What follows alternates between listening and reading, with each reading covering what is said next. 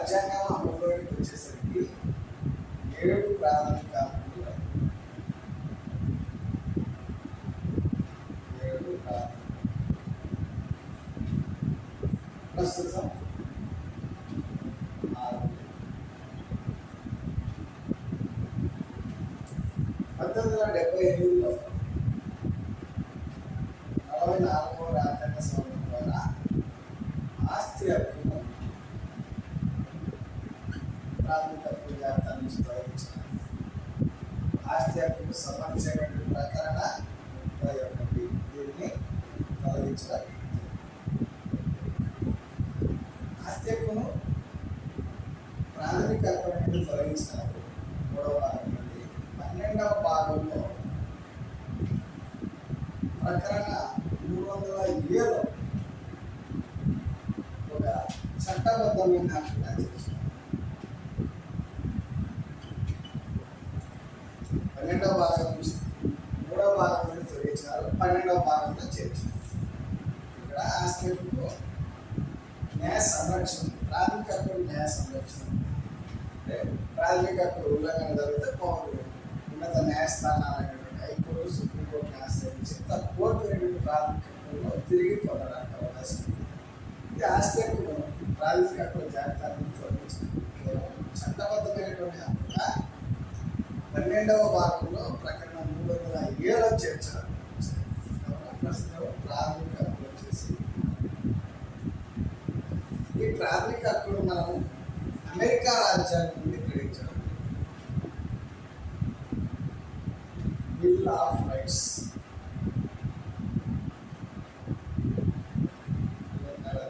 Bill of rights ప్రభావం ప్రాథమిక హక్కులు మనం ఏ దేశ రాజ్యాంగం నుంచి గ్రహించామంటే అమెరికా రాజ్యాంగం. ప్రకరణ 12 రాజ్య నిర్వచనం గురించి తెలియజేస్తుంది. 12వ రాజ్య నిర్వచనం ఏమొస్తాయంటే కేంద్ర రాష్ట్ర ప్రభుత్వాలు, పార్లమెంటు మరియు రాష్ట్ర శాసనసభలు, స్థానిక స్వపరిపాలనా సంస్థలు, ఇతర అధికారిక సంస్థలు. కేంద్ర రాష్ట్ర ప్రభుత్వాలు, పార్లమెంటు ఉభయ సభలు, రాష్ట్ర శాసనసభలు మరియు స్థానిక స్వపరిపాలనా సంస్థలు, ఇతర అధికారిక సంస్థల గురించి రాజ్యాంగం సృష్టించింది. అజయ్ హాసియా వర్సెస్ ఖలీల్ హుజూర్ మధ్య జరిగినటువంటి వాక్యంలో పిఎన్ భగవతి నేతృత్వంలోని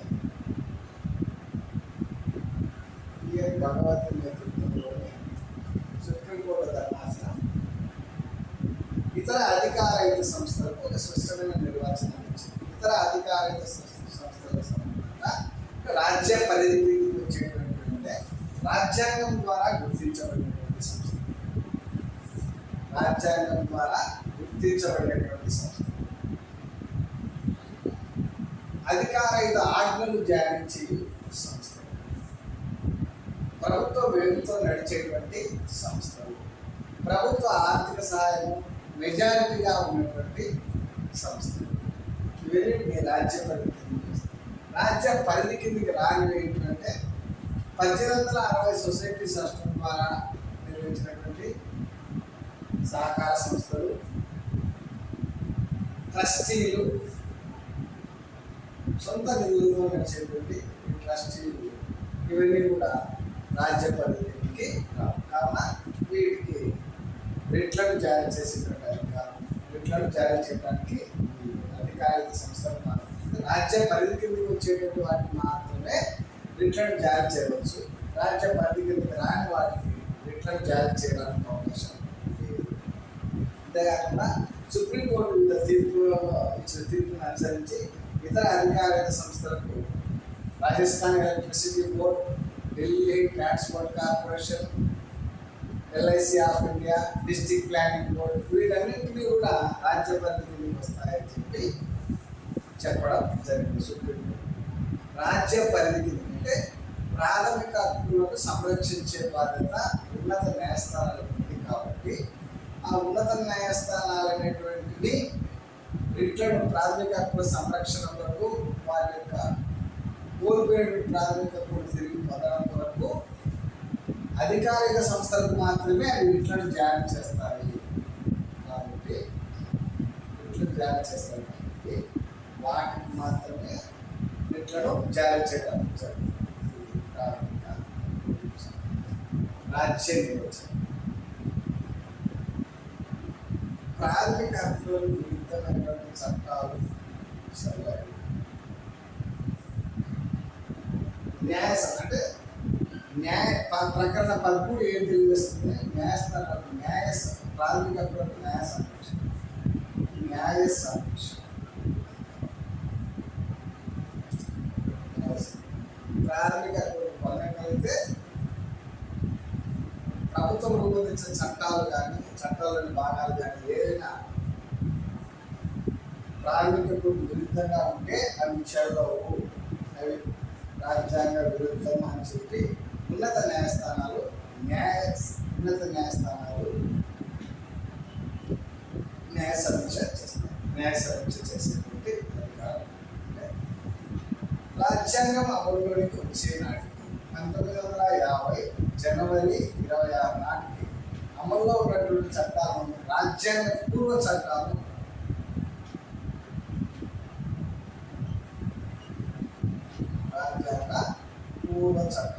ఈ చట్టాలు కానీ ఈ చట్టాలలోని భాగాలు కానీ ఏవైనా ప్రాథమిక హక్కులకు విరుద్ధంగా ఉంటే అవి చెల్లవు, అవి రాజ్యాంగ విరుద్ధంగా ఉన్నాయని చెప్పేసి ఉన్నత న్యాయస్థానాలు తీర్పిస్తాయి.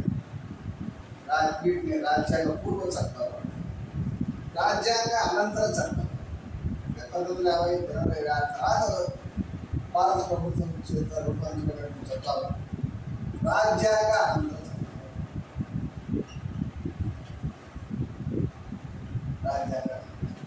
ఈ రాజ్యాంగం అమలులోకి వచ్చిన తర్వాత రూపొందించినటువంటి చట్టాలు రాజ్యాంగ అనంతర చట్టాలు అన్నారు. ఈ చట్టాలు కానీ చట్టాల్లో ఉండేటువంటి భాగాలు కానీ ఏవైనా కూడా ప్రాథమిక హక్కులకు విరుద్ధంగా ఉంటే అవి చెల్లవు, అవి రాజ్యాంగ విరుద్ధంగా ఉన్నాయి అని చెప్పేసి తీర్పు ఇవ్వడానికి రాజ్యాంగ అనంతర చట్టాలుగా కేవలం చట్టాలు మాత్రమే కాకుండా రూల్స్, రెగ్యులేషన్స్, బైలా ఇవన్నింటినీ కూడా చట్టాలుగానే పరిగణించడం. Doctrine of separability, doctrine of eclipse, doctrine of waiver. భారత ప్రభుత్వం రూపొందించేటువంటి చట్టాలు ఏ చట్టాలలోని ఏదైనా ఒక భాగం ప్రాథమిక హక్కులకు విరుద్ధంగా ఉంటే దానిని మాత్రమే వేరు చేసి ఇది ప్రాథమిక హక్కులకు విరుద్ధంగా ఉన్నది అని చెప్పేసి దాన్ని ఆ భాగం నుండి వేరు చేయడమే doctrine of separability. Doctrine of సపరేబిలిటీ ప్రాథమిక ఏదైనా రాజ్యాంగం అంటే భారత ప్రభుత్వం రూపొందించినటువంటి చట్టాలలో ఏదైనా భాగము రాజ్యాంగ విరుద్ధంగా ఉంటే అది రాజ్యాంగ విరుద్ధంగా ఉంది, అది చెల్లదు అని తీర్పు ఇవ్వడాన్ని డాక్ట్రిన్ ఆఫ్ సపరేబిలిటీ, దాన్ని మాత్రమే వేరు చేయడం doctrine of separability. Doctrine of eclipse, రాజ్యాంగం అంటే అమల్లోకి రావడానికంటే ముందు ఉండేటువంటి చట్టాలు ఏవైనా ప్రస్తుతం అమలులో లేనప్పటికీ వాటి యొక్క అవసరాన్ని ప్రాధాన్యతను బట్టి వాటిని అమలు చేయవచ్చును. అంటే రాజ్యాంగం పూర్వం రూపొందించినటువంటి చట్టాలు ప్రస్తుతం అమలులో లేకపోయినప్పటికీ వాటి యొక్క అవసరాన్ని ప్రాధాన్యతను బట్టి వాటిని అమలు చేయవచ్చును. దీనిని డాక్ట్రిన్ ఆఫ్ ఎక్లిప్స్, అవసరాన్ని బట్టి రాజ్యాంగ పూర్వ చట్టాలు ప్రస్తుతం అమలులో లేకపోయినప్పటికీ వాటి యొక్క అవసరాన్ని ప్రాధాన్యతను బట్టి వాటిని అమలు చేయవచ్చు. భారత డాక్ట్రిన్ ఆఫ్ వేవర్, భారత పౌరులు ఎవరైనా తమకు కల్పించినటువంటి ప్రాథమిక హక్కులను వదులుకోకూడదు.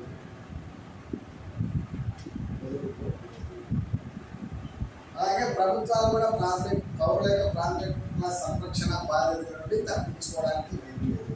అంటే ప్రభుత్వాలు కూడా పౌరుల యొక్క ప్రాథమిక హక్కుల అమలు విషయంలో బాధ్యతను కలిగి ఉన్నాయి.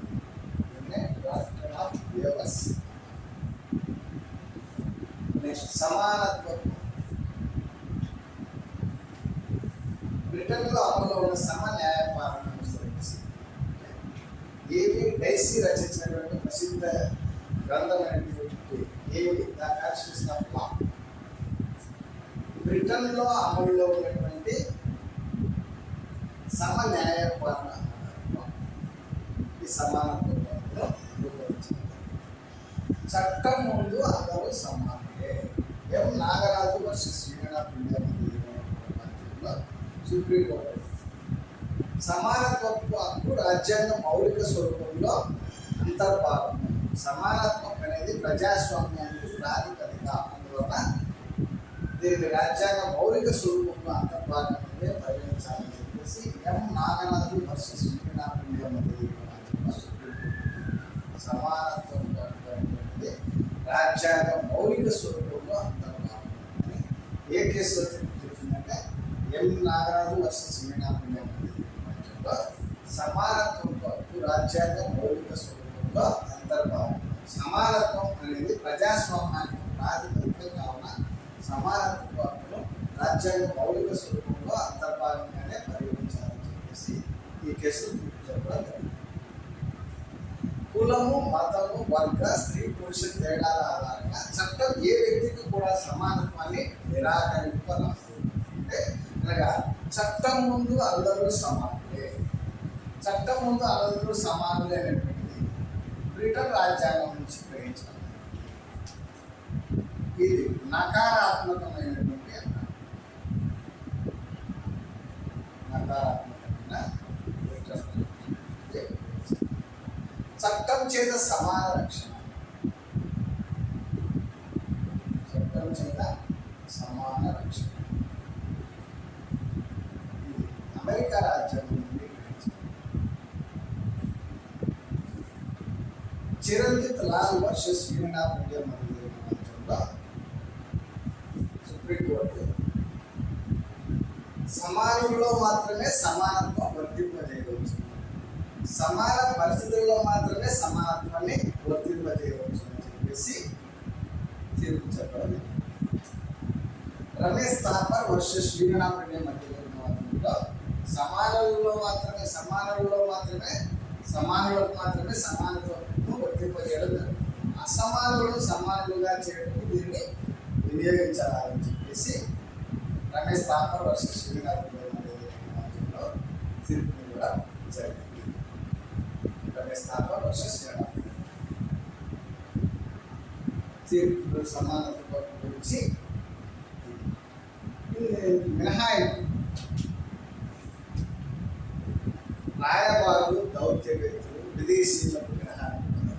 అలాగే ప్రకరణ 361 ప్రకారం రాష్ట్రపతి, గవర్నర్లకు ప్రత్యేక మినహాయింపులు. ఈ ప్రాథమిక 2 ప్రాథమిక గురించి వివరించడం జరిగింది.